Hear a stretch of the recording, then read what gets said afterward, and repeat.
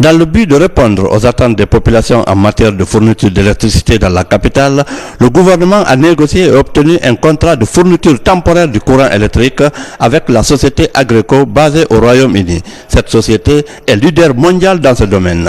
Agreco est présente sur les 5 continents avec plus de 8000 MW installés, soit 1300 en Afrique, notamment au Sénégal, en Côte d'Ivoire, au Niger, au Cameroun, pour ne citer que cela.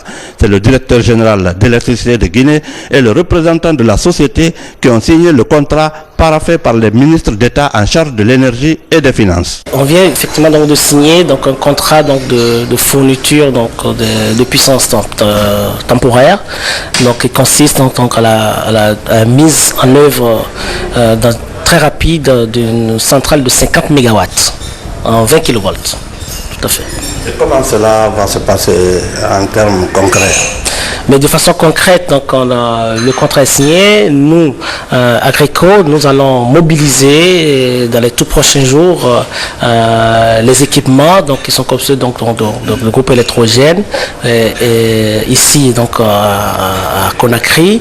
Et nous allons, dès que les équipements seront sur place, nous allons donc les installer et puis délivrer donc la puissance qui a été demandée, qui est de 50 MW donc, sur le réseau local. On est une société donc, spécialisée dans la location d'énergie temporaire et nous sommes l'une de nos qualité et de notre c'est la rapidité dans l'exécution.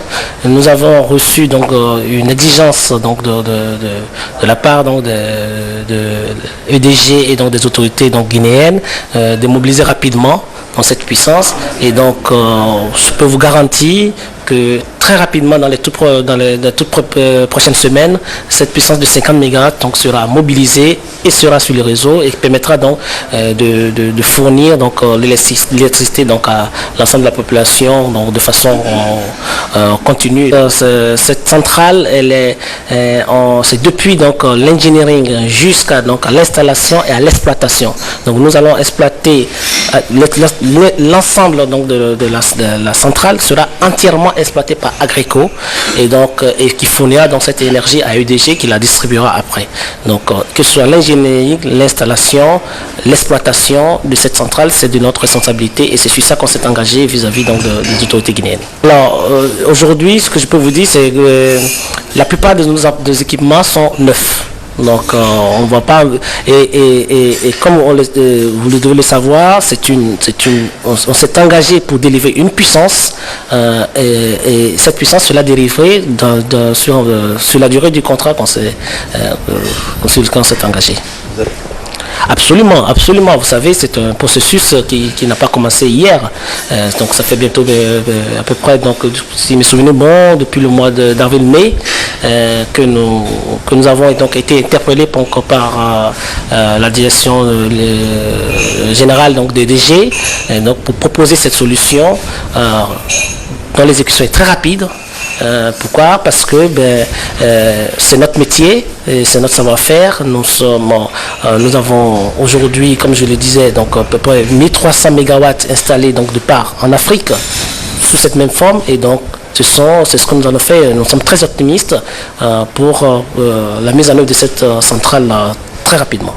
Arrivé à la tête de l'entreprise il y a seulement 3 mois, le directeur général d'électricité de Guinée a réussi à faire un diagnostic complet de la société qui a abouti à la signature de ce contrat temporaire. Mais ce n'est pas tout. En plus de cette aubaine, le gouvernement travaille sur des solutions durables, comme l'adjonction de 100 MW, la construction du barrage de Caleta et la réhabilitation des groupes de Tombo.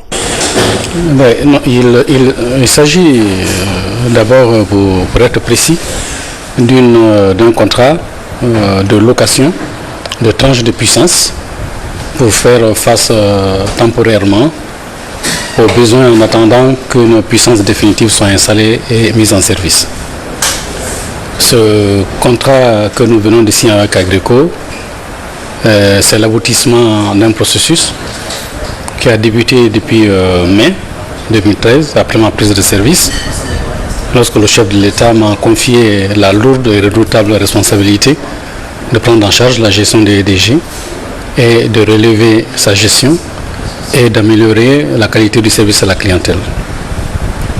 Il a fallu établir l'état des lieux, et à partir de cet état des lieux, j'ai établi une feuille de route qui a tenté d'identifier des solutions à court, moyen et long terme pour faire face à la problématique de l'alimentation durable de nos populations en énergie électrique. Cette puissance louée sera utilisée à la volonté de clients de Agreco, qui est EDG.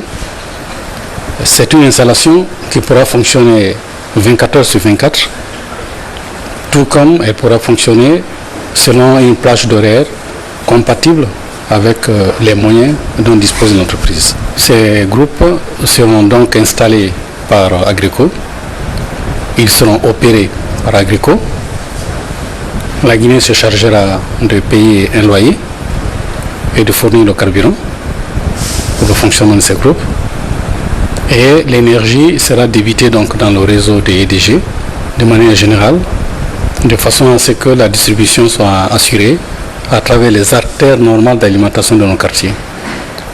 Nous ferons juste quelques restructurations en vue de nous assurer que l'énergie est véhiculée dans les conditions optimales afin de réduire les pertes techniques et afin de couvrir au maximum les besoins des populations, si nécessaire, par une programmation des temps d'alimentation.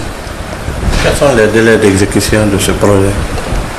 Vous savez, typiquement, ce genre de projet il se déploie très rapidement. Et puis, il faut se dire que même si on a un délai théorique, l'essentiel sera assuré par l'engagement des gens. L'engagement des EDG et l'engagement de Agreco avec lequel nous venons de signer, et toutes les facilités que l'État guinéen est disposé à étendre à EDG et à ce partenaire en vue d'exécuter dans les meilleures conditions possibles ce contrat. Ce que nous pouvons vous assurer, c'est que ce genre de solution temporaire est une solution qui est efficace dans la mesure où nous nous appuyons sur un partenaire de réputation mondiale, qui est en fait le leader en termes de location de puissance temporaire, et qui a donc l'expertise et le professionnalisme requis pour pouvoir respecter ses engagements. Ceci est un critère fondamental. Aussi, il est important de souligner que les discussions qui ont été engagées depuis le mois de mai ont pris un peu de temps parce qu'il ne faut pas entreprendre tel projet à la légère. On doit s'assurer que des études minimales sont faites, que les risques sont maîtrisés et que nous avons une assurance raisonnable que nos résultats vont être atteints dans les délais que nous sommes fixés.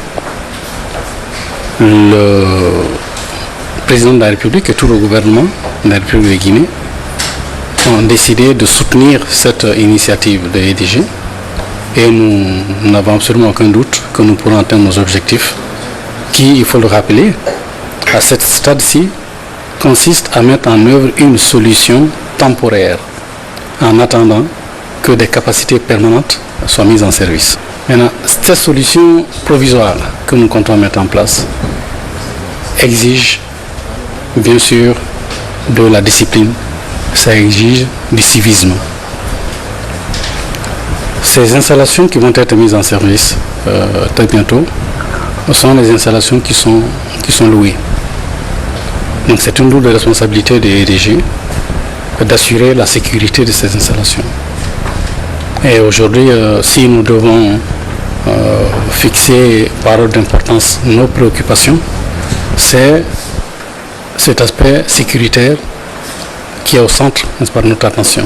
Les aspects techniques sont maîtrisés, les délais sont maîtrisés. Et le gouvernement guinéen nous a donné toutes les assurances que pour sa part, tout sera mis en œuvre, non seulement en termes de financement, mais en termes de respect de toutes ces obligations, de façon à ce que cet objectif soit atteint dans les délais que nous sommes fixés. En attendant, la Direction générale d'électricité de Guinée en appelle à l'esprit du civisme et du patriotisme à chacun et à tous, car la destruction des biens publics par le vandalisme ne profite à personne.